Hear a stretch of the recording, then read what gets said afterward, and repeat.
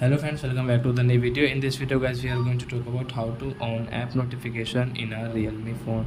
Guys, you want to on your app notification, so guys you can on it. And guys, now let's see how to on app notification in a Realme phone. In this video guys, I am going to show you guys how can you on your app notification.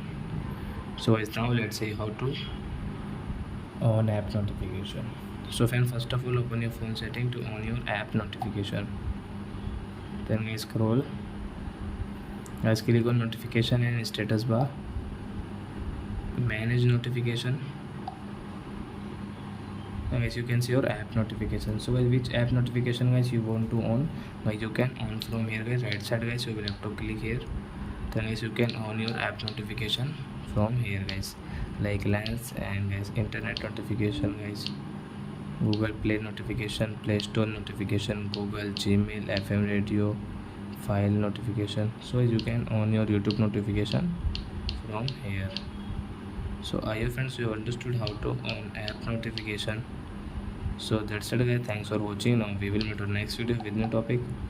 Before going, please go and like my video, subscribe my channel. Bye bye friends.